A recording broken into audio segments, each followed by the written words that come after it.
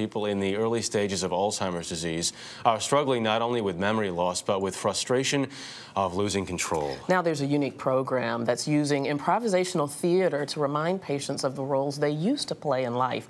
Elaine Quijano reports. Every week, a group of people with early-stage Alzheimer's meets at the Stein Senior Center in New York City for a little bit of non-traditional therapy. I remember this.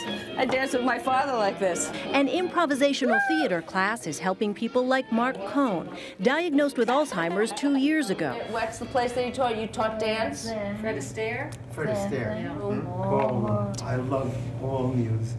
Acting coach Linda Gelman works with participants and their caregivers to revive old memories, even as more recent ones fade away. The feeling of community that they get from a class like this is very intense and very important.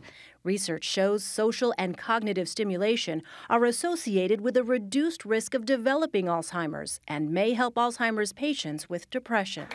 If they come and join with other people who are experiencing the same problems, their functioning stays more at the same level. They don't go downhill as quickly. There's a liberation of oneself, in that you're in a comfortable environment to the degree that you can say almost anything. Headache is the most ubiquitous kind. 89-year-old Roy Roystacker, a retired professor of dentistry, uses the class to sharpen his love of language and tells stories of his boyhood in New York. So you remember those days pretty well. Right, but I don't remember what I did yesterday. Is that hard for you? Yes. Of course it is. It's overwhelmingly hard. Well, take your hat off at least. He worries most about the burden on his wife. She carries her load. You have a load, too.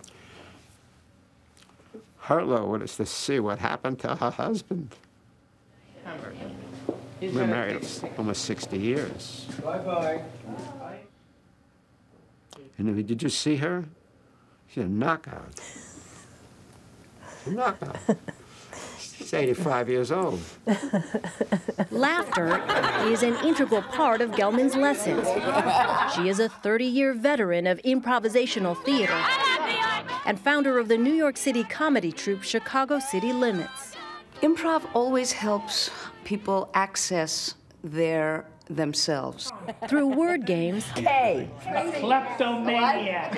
and role-playing, Okay, he's a marriage counselor. these students get a chance to reclaim their past. Elaine Quijano, who once worked as a couples therapist but now has trouble speaking, gets her voice back as she plays the role of marriage counselor. Can you tell me in a few words? No, I said you leave me exhausted. They have a place to share who they were. 2 different marriage counselors and there. who they still are. We see the disease. We don't see who that person is, what they've done, what their life has consisted of. Roy writes, you wrote a book, right? It's a place to help them reclaim the dignity their disease is stealing away. All right, let's give him a hand. Elaine Quijano, CBS News, New York.